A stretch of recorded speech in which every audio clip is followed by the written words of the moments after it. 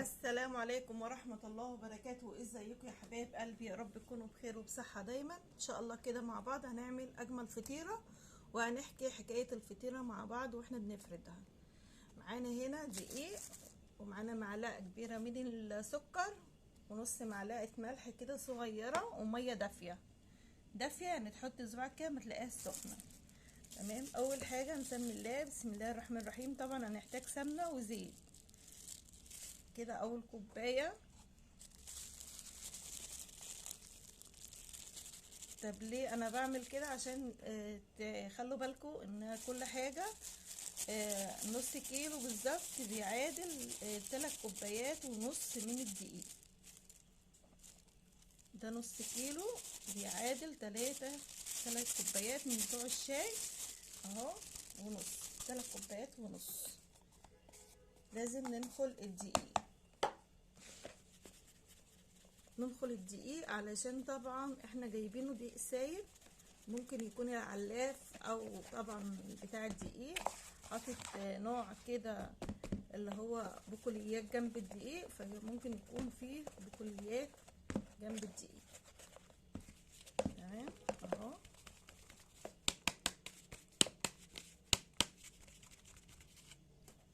كده نخلنا الدقيق، هنشيل حوالي كده معلقتين كده كبار من الدقيق ده اهو، حوالي معلقتين بس، او معلقه كده صغيره، معلقه كبيره سوري. تمام. نركنها على جنب. معانا معلقه سكر كبيره، نص معلقه ملح. هنقلب كويس جدا اهو. بسم الله الرحمن الرحيم. وننزل بالميه الدافيه شويه بشويه. طبعا كل دقيق بيختلف عن الدقيق الاخر تاني يعني. هقلب كده التعجن، تحط كده بيها ميه. تمام. هعجن العجينه وارجع معاكم. اهم حاجه يا حبايب قلبي العجين. تمام. تلت كده زي ما بتقعدي تلت كده على سيره الناس، وتقول الناس بقالها سنه واتنين وتلاته اكيد بيقبضوا من اليوتيوب. تمام. عارفه ليه يا بيضه؟ احنا لسه ما قبضناش من اليوتيوب عشان احنا بنقدم محتوى محترم. فحتى لو قعدنا 10 سنين ان شاء الله ربنا هيرضينا. تمام. ادي كده شكل عجينه، بصوا اهي بتلزق طريه مش يابسه. بصوا اهي. اهم حاجه تقعدي تلت وتعجني كده، تلت وتعجني، لت والعجنه. تمام. وكده طبعا شكل العجينه شايفينها طريه اهي مش يابسه. هنلمها بقى كده اهي، ونجيب بقى الطبق اللي احنا هنسيب فيه العجينه مش اقل من ربع ساعه، عشان احنا في فصل الشتاء. هنغطي عليها ونسيبها ربع ساعه بالظبط، وارجع معاكم ان شاء الله. بشكل الفطيره بعد الربع ساعه. طبعا بصوا الميه هي تمام اللي احنا عجننا، وديت باقي الميه. هنا بقى بصوا اهي، بسم الله الرحمن الرحيم. هنا سخنتي كوبايه الا ربع، يعني 3/4 كوبايه من السمنه، وربع كوبايه من الزيت. مش هنكتر الزيت لان الزيت هينشف الفطيره. تمام اهو شكل طبعا الفطيره. هنجيب بقى معلقه الدقيق اللي احنا شلناها في اول الفيديو، معلقه كده كبيره محترمه اهو، وهننزل بالفطيره كده. طبعا انا ولا قرصتها ولا اي حاجه اهي الشكل ده. هفرد بقى العجينه كده على الدقيق. طبعا في ناس بتفردها على سمنه، بس انا هفردها على الدقيق. هنشيل بقى كوبايه السمنه كده مع الزيت، وافرد كده الفطيره اهو. لو ايدك بتلزق هنجيب كده الدقيق ده ونعمل كده.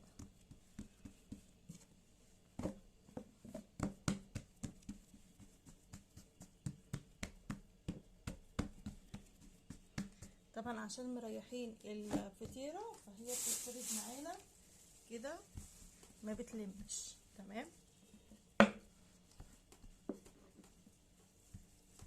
هفرد بقى الفطيره شويه وارجع معاكم. شبابي انا بسحب كده على ايديا كده اهو، شايفين بالراحه خالص، بالراحه بالراحه بالراحه، واجيبها كده على اخر الطبليه. بصوا اهو.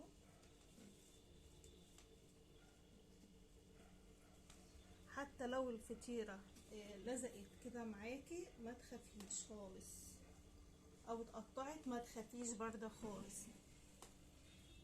اهم حاجه، اهم حاجه في الفطير ايه؟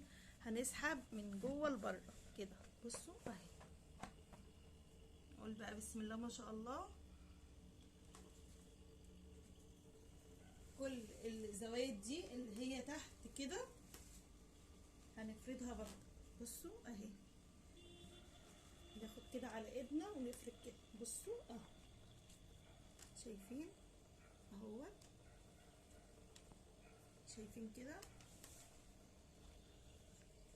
هو ده الفطير المشلتت بتاع امهاتنا بتاع زمان جدا، ربنا يا رب يخليهم لنا ويبارك في عمرها. تمام اهو، شايفين بقى الهول ده؟ طبعا حكايه الفطيره انا هقولها لكم برضه. هقول لكم حكايه الفطيره. حكايه الفطيره ان كان في واحد عندنا كده بيجي، تمام؟ كده بقى السمنه والزيت هنوزعه كده. فبعدين جه بتاع الفطير بيجيب لنا بقى سمنه وزيت وزبده والكلام ده. انا قلت حتى لو الفطيره اتقطعت منك مفيش مشكله، هي اتقطعت مني وانا بعمل كده دلوقتي. تمام. المهم فجه بتاع الفطير بيبيع لنا بقى سمنه وزبده وفلاحي وكده. بصوا انا هجيب الطرف ده اهو. فطبعا بنتي قالت له ايه، قال لها عايزين حاجه، قالت له ايوه يا عمو هتلاقينا فطيره. بمناسبه ان انا بقى صحيت من النوم قلت خلاص انا ايه، هعمل فطيره النهارده. قالت له هات لنا يا عمو فطيره. بصوا انا بجيب الطرفين دول مع الطرفين دول اهو، بس اهم حاجه يكون ايه، بنفرد كده العجين بتاعنا ما يكونش ايه متني كده على بعض. تمام اهو. قالت له ايوه يا عمو احنا عايزين فطيره. ادت له 50 جنيه. راح يجيب لها الفطيره مجاش ولا جاب ال50 جنيه لغايه دلوقتي، مع ان بنتعامل معاه بقالنا فتره.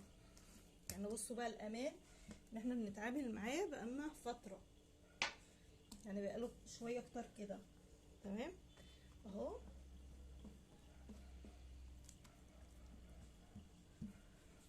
فما تأمنوش لحد بصراحه، يعني ما تأمنوش لاي حد في الزمن ده، سلم واستلم.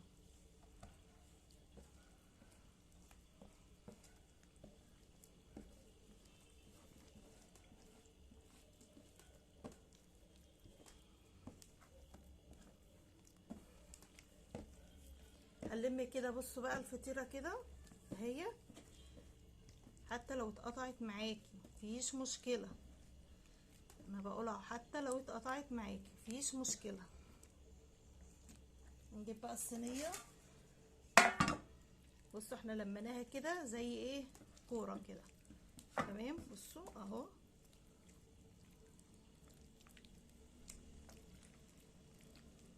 يا ام احمد ده السمنه والزيت خرجوا بره، مفيش مشكله عادي اهو.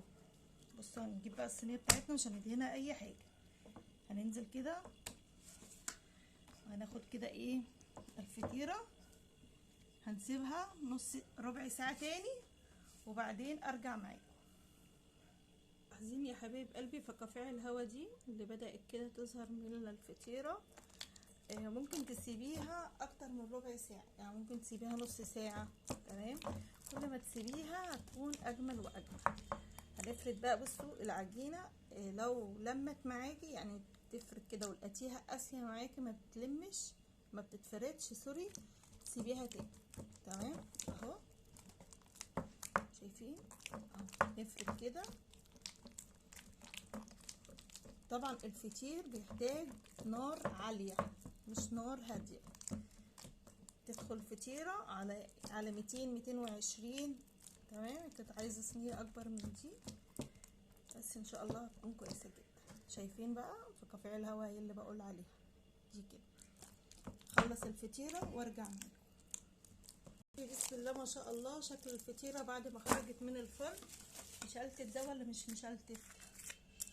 عايزه اقول لكم ريحتها تحفه. بصوا هنا كده، شايفين اللون الجميل ده؟ طبعا هي لسه سخنه وطريه اهيت، ما نشفتش. هنشوفها كده مع بعض. بسم الله الرحمن الرحيم.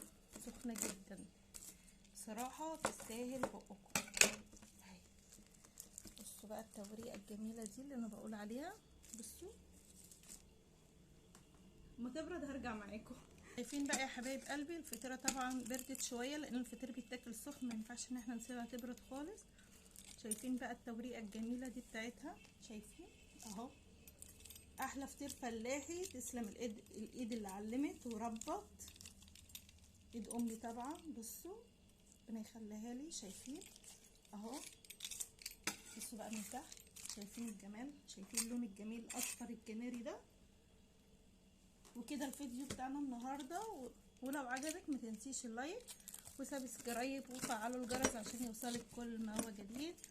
والسلام عليكم ورحمة الله وبركاته. باي باي.